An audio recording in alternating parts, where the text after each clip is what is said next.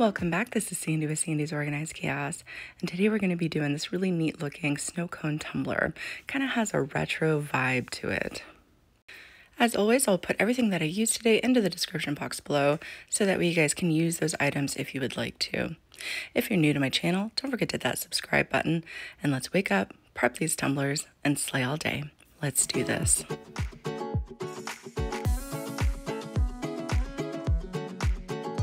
First, we're going to start off with the tumbler. I'm going to briefly go over that to kind of show you guys. I purchased this tumbler through the Stainless Depot company. It is Hog brand. And once you pull it out of the box, they all come in these boxes, which is great. You can ship it off inside the box if you'd like to, if you sell these to customers. And it comes double bagged as well. So if you notice, it has a nice big thick lid on the top, nice big thick threads for around it. It's very well made. And I really like the taper of the tumbler itself. It's very nice. So on the bottom, it does screw off as well. So there is a little compartment, and you can put, you can keep that in there, and people can put their prescriptions in there or snacks, I guess. But you could also use these for lighted tumblers as well. But as you notice, the lid itself does have a stainless steel dome over top with that nice sturdy plastic underneath. And it also comes with the big metal straw as well.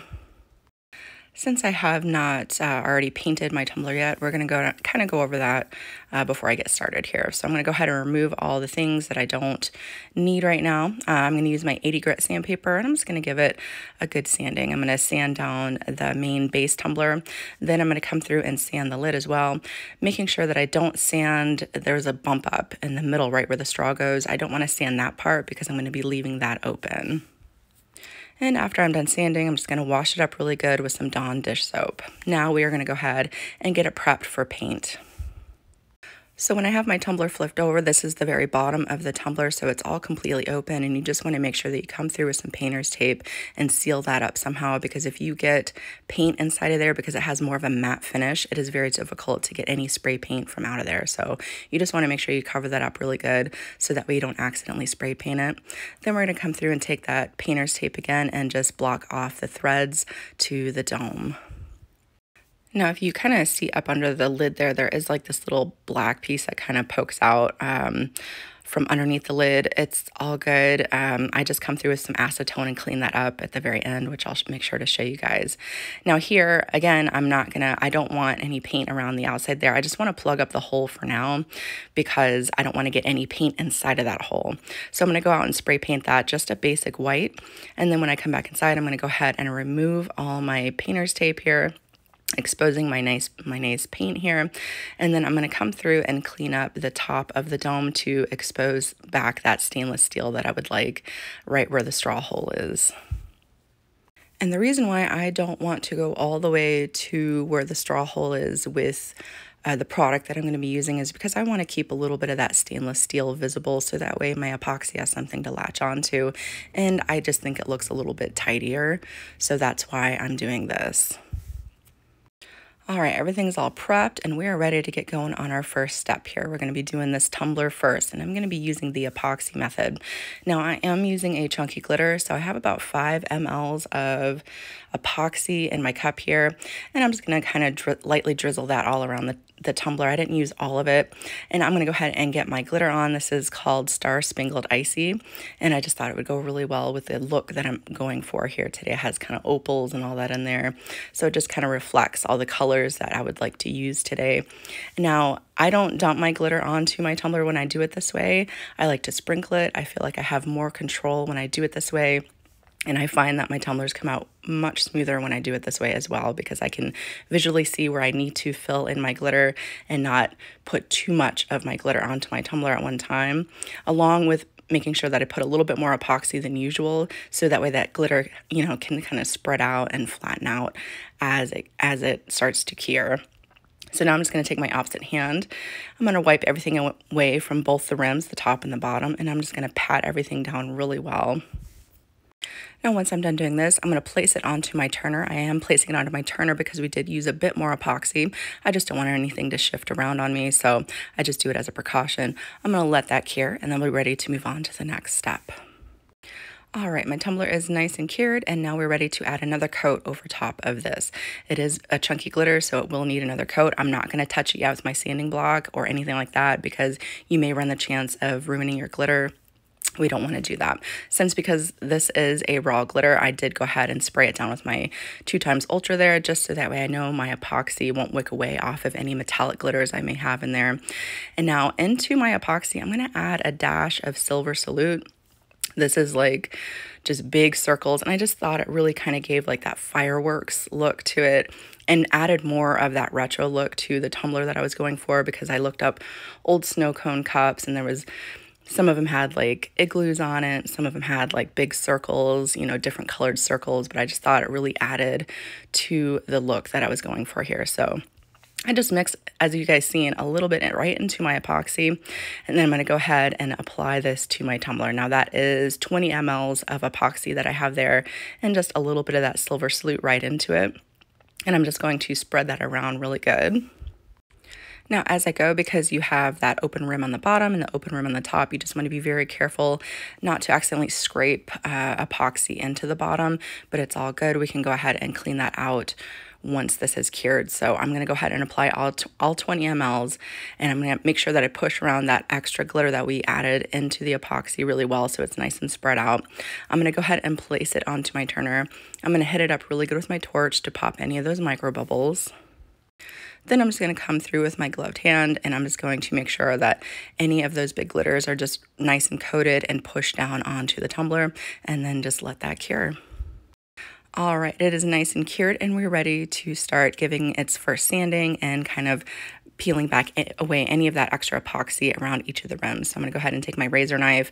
I'm going to go ahead and clean up my rim, both my rims really good. So I'm going to do the top, and then I'm going to come through to the bottom and do it now as well. I just find it much easier when you do it when the epoxy is still kind of soft. It just makes it a lot easier rather than waiting till the very end. You know what I mean? So that way you can come in here and sand everything down really good. So I'm going to take my 80 grit sanding block. I'm going to sand down both the rims because we're working with 2 rims. I'm going to sand both of those down really good. And then I'm going to come through and just give it a very light sanding, because at this point there is still a little bit of bumps here and there. So you just want to get down any major points. You want to go ahead and apply another just thin coating. I think I did about 15 mLs right over top of this, because we're using opal vinyl, and any little imperfection you'll be able to see in that stuff. So go ahead and give it one more thin coating of epoxy, let that cure, and then we're ready to add our decals. So here is my tumbler the next day, nice and smooth and ready to go.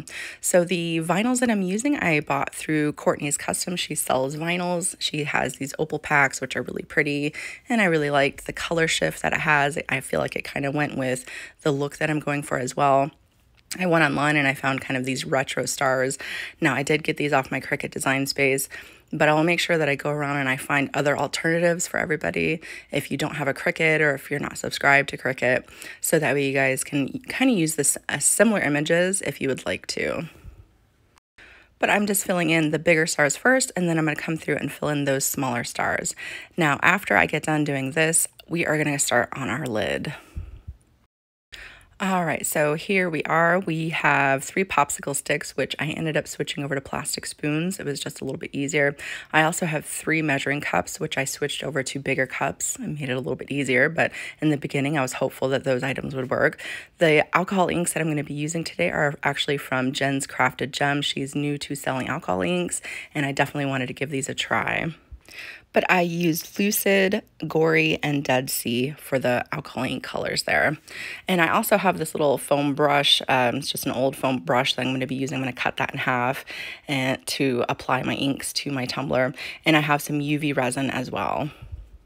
So as you've seen, I cut that foam topper into 2 because I'm going to need one for the blue and I'm going to need one for the red. So I'm going to go ahead and put my blue onto that applicator, and I'm just going to make sure that I come through and divvy that up into 3 separate sections.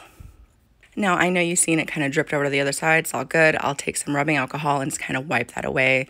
Not a big deal. You can also use acrylic paints for this. If you don't want to use alcohol inks, it's completely up to you. You can use acrylic paints as well to kind of achieve this look underneath. Because You're not really going to be able to see it after the ice look is applied to the top. This is just more to give the ice that extra depth. So this doesn't have to be absolutely perfect. So this is what I have so far. Like I said, this was the color palette that I'm choosing, but whatever color palette you guys choose, and it doesn't even have to be as straight as mine is. It could kind of go at a curve.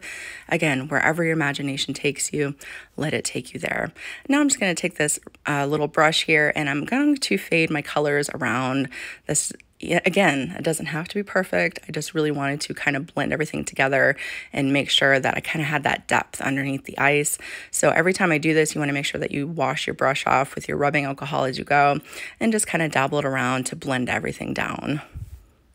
And to be honest, if you didn't want to add the ice look or anything like that, you wanted to kind of keep it more like this was cute too. So, however you guys want to do it. All right, now we are ready to start adding our ice look. So I have my 3 little containers here. Again, I switched over to bigger cups just to let you guys know. And I'm using these miniature ice that I purchased off Amazon. It's just miniature ice that people use for doll houses. And I'm gonna divvy that up into these 3 cups for right now. And then we're gonna come through and start doing what we need to do. Now these inks are very well pigmented, as you can see from the red and the blue, extremely well pigmented. So I'm going to start with the white first, and as you've seen, I added a little bit of that right into that ice look. Now I'm going to go ahead and take my UV resin, and I'm just going to fill that enough to where everything can kind of be covered in it. So I kind of make this slurry of the UV resin and the alcohol ink. Now with the white, of course, you want to add probably just a tad more to it, so that way you get that look to it, but it almost looks like syrup over top of the ice, which is why I like using the alcohol ink as opposed to acrylic paints when it comes to this. So now I have my little light. It's just kind of set everything as I go, because I am going to just place it out into the sun after it is all said and done. But now all you want to do is just very carefully start with whatever color you would like to start with first, and make sure that you don't push anything up onto that silver piece in the middle. You just want to make sure you have it all how you would like it to be onto the tumbler, because once you set it, you can't move it again. So I'm just taking my popsicle stick and just kind of loading that on. I'm not really too worried about it dipping into the other side, because we kind of do want it to mix together just a little bit to give it that more realistic look. But as you see, I'm just kind of loading that on. I do use my fingers from time to time to make sure that nothing's poking up too high. You kind of want it to be somewhat even with each other, so that way it's not poking up too much. And I'm just going to come through and adjust everything before I set it with my flashlight. Now this is a little bit messy. I'm just saying it's a little bit messy, but it is a lot of fun. I really enjoyed doing this lid. This was a lot of fun to do. So I'm just going to go ahead and continue to keep applying that. I wanted mine to go all the way down to the bottom, as you can see there. And I just kind of take my finger and adjust everything to make sure it doesn't poke down too far as well. And then I'm going to come through and do the other side of around the straw hole, doing the same exact thing, making sure that I even everything out, making sure that it's not poking up too high before I set it with my flashlight. And again, I'm not fully curing with my flashlight. I'm using it to set it so I can continue on. So if you find it keeps slipping off on you, just do it in little segments like I'm doing here, rather than all in one big bulk piece at a time. It makes it go by much quicker, just doing a little bit at a time. Now let's say you wanted to use acrylic paints underneath, and you didn't want to use the inks to color the ice cubes. You just want to make sure that you do thinner layers as opposed to what I'm doing here, so that way you can see the coloring underneath your lid. So more of like almost a single layer or a just doubled up layer of the ice cubes rather than piled up like I'm doing. So that way, again, you can see the coloring of your lid underneath. Or you could absolutely add a little bit of your acrylic paint to the ice cubes, stir it up, see how it looks, and kind of go from there. Again, there is no right or wrong when it comes to making art. All right, so I went ahead and did the blue side already, but I'm gonna go ahead and show you guys exactly how I fill in these bigger portions off to the side. So again, I moved on to a bigger cup.